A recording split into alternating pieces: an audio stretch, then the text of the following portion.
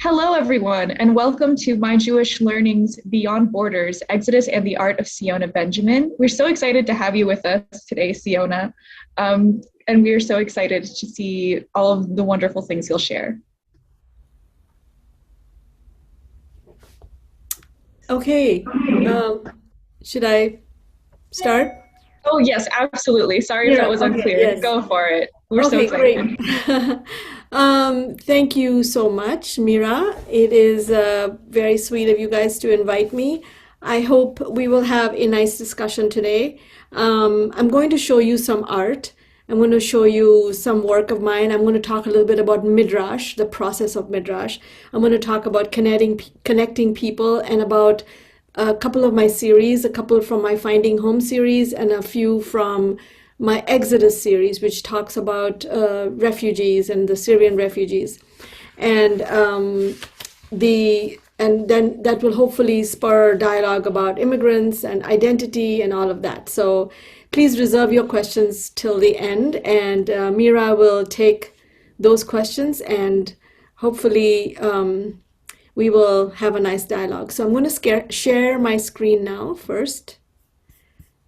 Just a second. Yes. Okay, can everybody see that? Yes. Mira, can you put your thumbs up? Yes, Yes, we everybody. can see. Great, great. I want to start by saying that my talk today is about envisioning women, midrash, art, and the Exodus series in my artwork. A very brief introduction because I want to get to the work and have enough time for questions and answers. I am a Bene Israel Jew from India. My family gradually dispersed mostly to Israel and America, but my parents remained in India. I am now also an American living and working in New Jersey, but I still recall the ornate synagogues of my childhood, like you see over here. This is one of the many synagogues in Mumbai, the Magen David Synagogue, which was built by David Sassoon. He was a philanthropist and a trader from Baghdad, and he built many schools, libraries, synagogues, and there were other stories of Bene Israel synagogues, Kochini synagogues in the south in Cochin, and there are about, I think, 7 or 8 synagogues still in Mumbai, and a couple even in the villages like south of Mumbai where some of the Bene Israel families settled and had farms there. So, having grown up in a predominantly Hindu Muslim society, having been educated in Catholic and Zoroastrian schools, being raised Jewish in India, and now living in America, I have always had to reflect upon the cultural boundary zones in which I have lived. So, this means I will explore a little bit and talk a little bit more about what this means, the cultural boundary zones, and the meaning of, mixed identity. I mean, I am 100% Jewish, but I'm not an Ashkenazi Jew. I am an Asian Jew. My ancestry is from Iran, Iraq, maybe India, North India. My grandmother was a Jew born in Quetta, Pakistan. And yes, there were Jews there. There were Jews in Arab lands for thousands of years. And this is something that some people know and some people don't know about. But the next very interesting pictures, I have a lot of pictures from my family album. Here's my mother putting henna on the hands of her sister-in-law during her sister-in-law's wedding. And people would say, henna and Jewish ceremony? Well, this is not an Ashkenazi wedding. It is a Asian Jewish wedding, and Jews in Iran, Iraq, the Arab world, Morocco, Egypt, Ethiopia, I mean, all those countries like North Africa, they all had the customs of where they came from. I did not grow up with matzo ball soup. I grew up with coconut curries and halwas and different kinds of recipes like that. And kosher meant in India meant that not mixing milk and meat. And so Indian Jews would cook with coconut milk and to keep the meat kosher. My daughter is doing a special 6 months in Israel through a program called Masa, where she's exploring the foods of the Indian Jewish community there and the Sephardic community there, because she is just become a chef. She has a marketing degree, but she will tell you more sometime, in another program about the Sephardic and the Asian Jewish cooking and customs in this way. So here is a photograph of an Indian Jewish bride's hands. The ceremony lasted several days. There was the henna ceremony. There was the turmeric and sandalwood ceremony where they put it on the bride and the groom's body. So these are like customs which are not familiar to Ashkenazi Jews, but it's very prevalent in these other communities. I want to concentrate more on the art, so I just wanted to show you this. I have this new book out. It's right here. It's called Growing Up Jewish in India. The cover is there, and if anybody's interested, it is available on Amazon. This book is about the first 3 or 4 chapters is about the Asian Jewish community. We have scholars writing about the different communities, the Kuchini, the Baghdadi, the Bnei Israel, the Bnei Menashe. And then I have written a memoir chapter of what it was growing up Jewish in India. And then Professor Uri Soltis from Georgetown University, who is the editor of this book and helped me through this whole process, is an amazing writer, and he's written a whole chapter about the connections between my art and my background in this book. So this book is available on Amazon if anybody is interested for more information, but also in the Q&A later on, I'll be happy to answer questions. So I'm influenced a lot by Indian Persian miniature paintings. Indian Persian miniature paintings are very ancient. This is from the Chamba school in Rajasthan, which is 1830. It went back to 11th century, 12th century, the Mughals coming to India, bringing different schools of paintings that their court painters specialized in all kinds of arts and craft. Especially they were known for Indian miniature painting. I studied some Indian miniature painting both in undergraduate school, then I came here for graduate studies. And I also had actually an American professor who knew illuminated manuscripts, and so I studied with him. Not only am I influenced and I've studied Indian, Persian miniature painting, but I also love to look at and I've studied Jewish, Christian, and Islamic illuminated manuscripts, like this example over here. So I'm going to go on to showing you a few examples of some of my work and the process of Midrash. Now, Midrash means rabbinical interpretations of the Torah. That means that when I first started studying Midrash with the rabbi told me, your work and your storytelling in your work is very conducive to using Midrash. I said, I'm not really a religious kind of artist. I'm a contemporary artist. And he says, got nothing to do with religion. Midrash is a process where you learn from the mythology of different cultures, including your own, and you interpret it or reinterpret it to connect it to today's socio-political situations, to your life. You use it as a jumping board to be able to talk about issues. Like, for example, in this piece, which is called Finding Home Number 89, it is titled Vashti. So I took the story of Vashti, who is the queen of King Ahasuerus from Queen Esther's story, the Megillah, the Purim story. And I loved her character. Like, she was this queen, she didn't listen to the king, she was cast out, and you never hear from her again in the story. And so I thought, this is like a very, Lilith and Vashti and Tamar, all these people are like the first feminists, the first feminist mothers who teach us so many stories that we can learn from. So in this case, I'm going to read you a poem statement about this piece, and then we will discuss it later. So this is Vashti. Vashti was cast out. Now she looks in. A black and white setting from yesteryear. Postcards from another target. A chessboard of genocide. The near Tamid or eternal flame from a lost synagogue. A palace of another dictator. smokestacks from your ancestors' crematorium. I search during my journey but cannot find.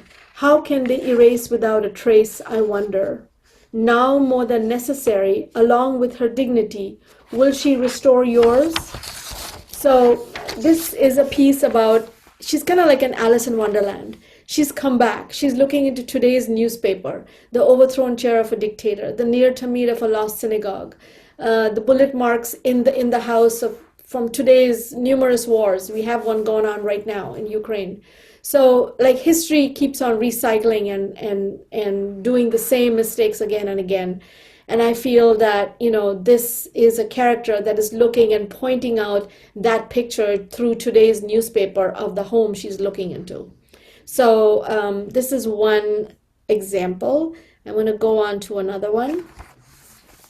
Finding on number 74, Lilith, is based on Jewish legends. Lilith is the first Eve who was created at the same time as Adam.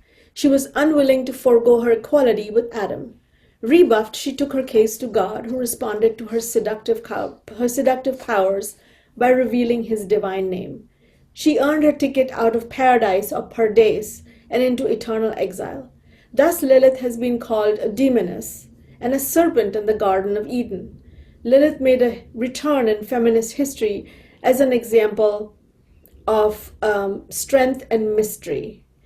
So here is an example, a more closer detail of her face. So here she says, 1,000 years have I waited, keeping the embers of revenge glowing in my heart. So Lilith has come back. She's the war widow. She's the victim of war and violence. She's any woman and every woman who has suffered in any time and any place. And so I am inspired a lot by Roy Lichtenstein, the American pop art celebrity, also by Amar Chitra Katha comics, which are Indian comic books about Indian mythology in English that I grew up with. So I grew up with Disney, all of Disney, and Phantom and Zorro and all these, and Superman, and Marvel comics and everything. But I also grew up with Amar Chitra Katha comics, which told you the Indian mythological stories in a comic book form. And since I was not raised Hindu or Muslim or any of the above, I got a chance to learn about these different mythologies through these comic books, and also through my friends, because I had a diversity of different kind of friends. So Roy Lichtenstein and Amar Chitra Katha comics, but also I'm very much influenced by Bollywood. They all serve as an inspiration for my Lilith series. Indian Persian miniature paintings also creep into parts of the paintings. The blonde heroine in Lichtenstein's paintings has been recast as a blue maiden. So before I go on, I want to say a little bit about, so why blue? And I know this is going to be a question later on, and I'll tell you in short and expand on it later.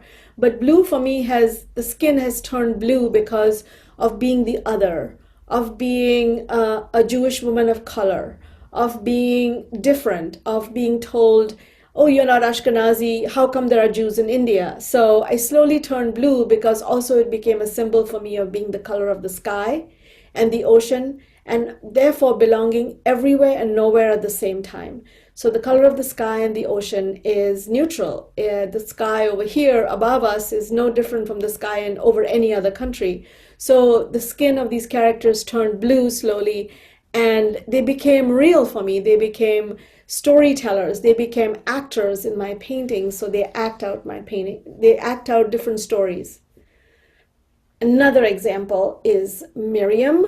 I love some characters, like Miriam for me represents leaving, taking people, the Jewish people, out of bondage and from Egypt and into Israel. She dances with her tambourine, so she's an artist, she's a dancer. She represents water, and so her blue skin even matches her even more because of the blue color. She is packed her bag over here. And so reading from the poem statement about this painting, it is, Miriam is finding home number 77 from the Farishte series, which Farishte means angels in Urdu. She led all the people into Israel, out of bondage and into freedom, dancing with her tambourine. Miriam, who nourishes the tree of life with water, packs her bag once again to travel yet another journey into another immigrant land. The emerald green of embroidered memories weave. The yud of her tefillin sprouts. This time the tree of her future, promising to fulfill another transition and to find another home, maybe just one more time. So as you can see, just taking Miriam and using her as the part where she leaves to take the people. She's now become this permanent immigrant that is packing her bags time and time again, moving to another country, finding another home, whether she is a refugee or whether she's an immigrant like me who came here to study and never left. So I didn't plan to, but here I am. So, she represents the person who's the other. Her green sari, which was worn by my many great grandmothers, has ended up becoming a talit, which the long strings kind of entangle and into all the greenery around her. Her hand becomes the tefillin, which becomes a yud, which sprouts to become the tree of life. So again, over here, Miriam is about leaving, about immigration. One of my next pieces I'm going to share is a very new piece of mine. It is called Amistad, a slave ship for a new century. Just want to check the time. Okay, plenty of time. Amistad, a slave ship for a new century. This is a piece that is acrylic and mixed media, as 22 karat gold leaf on wood panel. It's 48 by 43 inches when it's open, and it's just finished in 2021.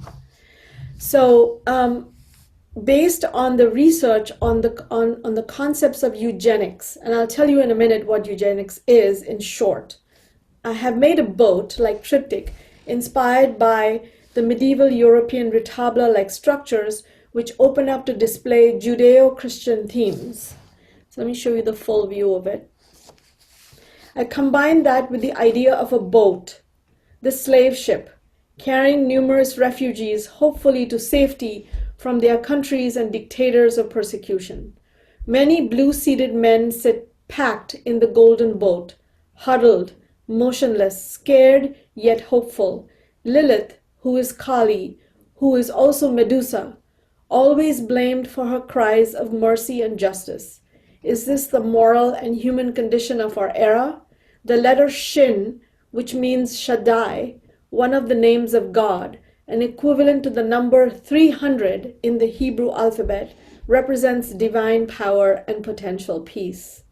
So I was inspired actually by this research drawing, of the African slave ship and how people were packed in the boat. So I said, times have changed, but circumstances don't seem to have. Here we have more people being packed in boats in the similar way, running away from persecution. So I made several three-dimensional men, actually had them created, seated blue men, and they are packed in this triptych. And if you see on the sides, so it talks about the yin and yang, Medusa, Kali, Lilith, all rolled into one. She asks, go back and find out whom they lost first, themselves or us. So, it's taken from a comic book where, I kind of changed the words a little bit. They are seated, all the men are seated, huddled around the center part on the top, which is kind of probably a hole in the boat because the water is seeping through. On one hand, she's balancing an angel and helping the angel. On the other hand, she's cutting the cord of the angel climbing up on the rope. So it's kind of the yin and yang of how we change our perspectives. Now, in short, what is eugenics? Eugenics is the philosophy and social movement that argues that it is possible to improve the human race and society by encouraging reproduction by people or populations with so-called desirable traits. and discouraging reproduction by people with undesirable qualities termed negative eugenics. The eugenics movement began in the United States in the early part of the 20th century. The United States was the first country to have a systematic program for performing sterilization on individuals without their knowledge or against their will. It was supported by a wide swath of people, including politicians, scientists, reformers, business leaders, and other influential individuals who shared a goal of reducing the burden on society. The majority of people targeted for sterilization were deemed of inferior intelligence, particularly poor people and people of color. So this is based on the research on this. I thought, it is and this piece is about immigration. It's about who are the gatekeepers, who lets who in, and who is entitled to do that. And so I'm not taking sides in any way. I'm just presenting the picture. I'm just saying this is what is happening. And my audience and me will then have a dialogue about it in further. And I love my audience to give their opinion, whether it is one way or the other, whether they support it or they don't. It doesn't matter. It's just I wish to start a dialogue through the power of art. I'm going to go on to another couple of pieces, it's called Sleeping Giant Lilith. I haven't finished this piece totally, and it's sort of behind me, or part of it you can see her peeping out. In this particular work, I'm also inspired by the giant golden sleeping Buddha statues in Southeast Asia, mainly in Thailand and Sri Lanka. These golden Buddha statues lie sleeping in their splendor and peacefulness. With reference to the meanings behind these ancient sleeping Buddhas, they were supposed to be depicting the last stage of Buddha's life as he passed into parinirvana, that is nirvana after death. My depiction of the sleeping giant Lilith does not depict death or near death, but a sleeping giant blue woman, perhaps if woken up, will ask difficult questions or will be wrathful due to all the injustices done to women through the ages. Now is it time to wake her up, perhaps? Bringing her forth to today, she becomes a woman targeted, the sacrificing woman, the mourning war widow, the brave woman soldier, the violated rape victim in war. Will she cry out and ask, once woken up, at the injustices, where is peace, justice, freedom, and equality? So I'm actually not finished with this piece. I'm making a very elaborate frame, which has snakes and all kinds of creatures around it, which is part of the framework. So this is just the centerpiece, which has just been done and finished, and it is about 8 feet in length and about 3.5 feet in width. So with the frame, it'll be even larger. I'm going to go on because looking at the time, I would like to leave some time for questions. I'm going to go on to another series of works, which is called Exodus, I See Myself in You.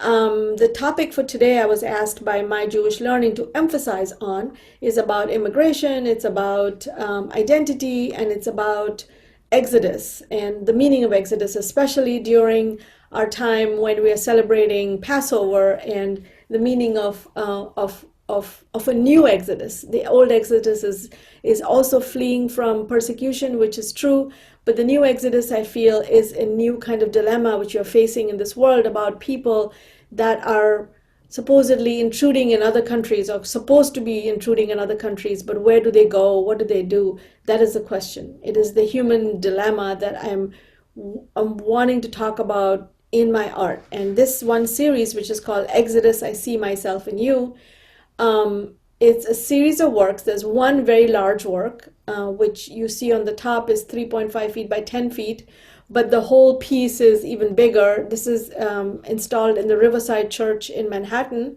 for a special exhibition where it's 10 feet by 3 feet, and then there is a golden ram in front of it, so it makes it even 3 feet wide, wider or taller because of the extra installation in front of it. So I want to tell you a little bit about this series before I show you the process and show you how this piece was created and some influences. And so based on the inspiration from the concept of exploring paradise or pardes in Hebrew, a Jannat in Urdu Arabic, I've created a series of works which discusses and questions what is the pursuit of paradise. Recent history and news has made me question why we all as human beings seek, pursue, and strive for perfection and paradise. At what cost do we attain it, and why do we seek that ultimate perfect home? Looking at the thousands of images that flood the news today of people who are displaced from their homes, these refugees roaming the world are in constant search for their lost paradise, or their quest for a new one. What is this paradise? How perfect is it? Does it meet our expectations? At what cost do we want it? What is your idea of attaining paradise as against my idea of what it should be? What should paradise be like if we ever manage to reach it or attain it? Paradise in every religion and culture is similar, yet we seem to want to prove that my paradise is greater, better, and more rewarding than yours.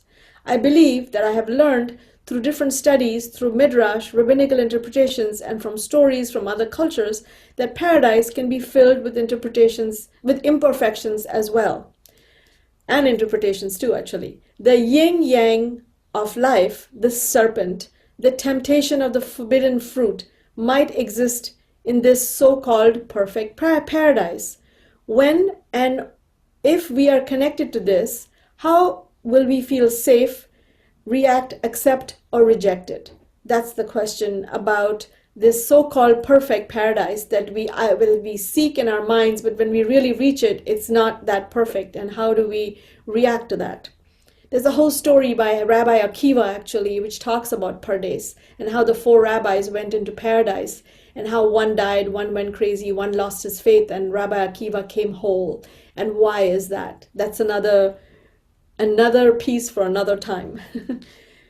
So although heaven and hell have been explored by many an artist throughout history, my explorations were here hopefully weave a myth of recycled stories and make new ones for a transcultural journey here and now.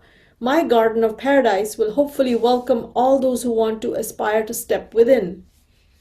The gatekeepers and demons will not be able to stop these homeless, and the gates will not be shut on them anymore. In an ideal world, I mean, I guess it's easy to say it, but difficult to implement, but I'm just idealizing. I am not an artist who has dreams that are not feasible or possible, but rather I see it like when we hope for the positive, we will achieve it. So I feel like when you visualize the positive, when you seek the positive, the universe sort of opens up to you and you will find answers.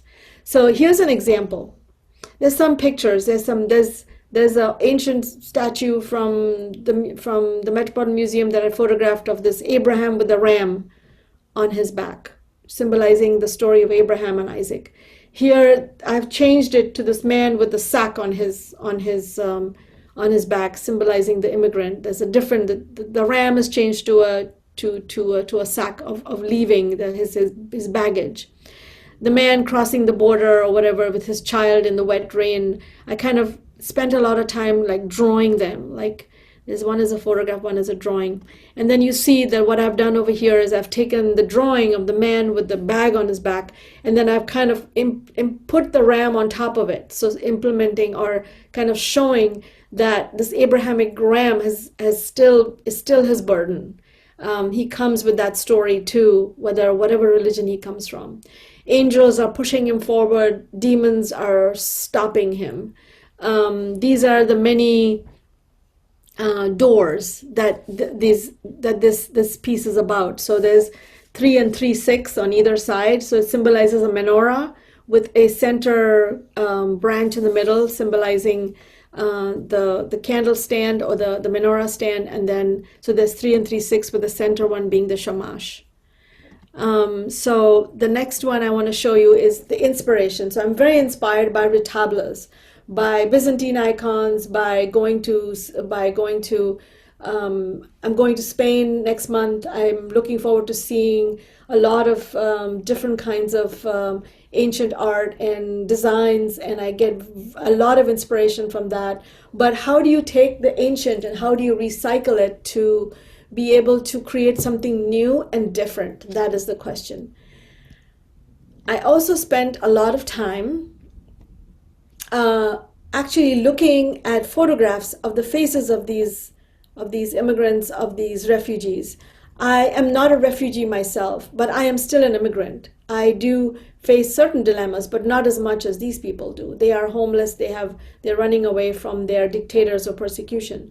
And the anguish on their face is something that I spent some time drawing and really kind of studying and understanding, like through pencil drawings, how I could capture that, how I could kind of get to know them in a certain way, because I didn't have the opportunity to probably travel to Syria or places like that, the Syrian refugees in this case. And looking at, photographs like this and just, again, really spending a lot of time kind of drawing and understanding the anguish on the faces especially was very interesting for me. And I love to draw. I've been trained in drawing, and very traditionally.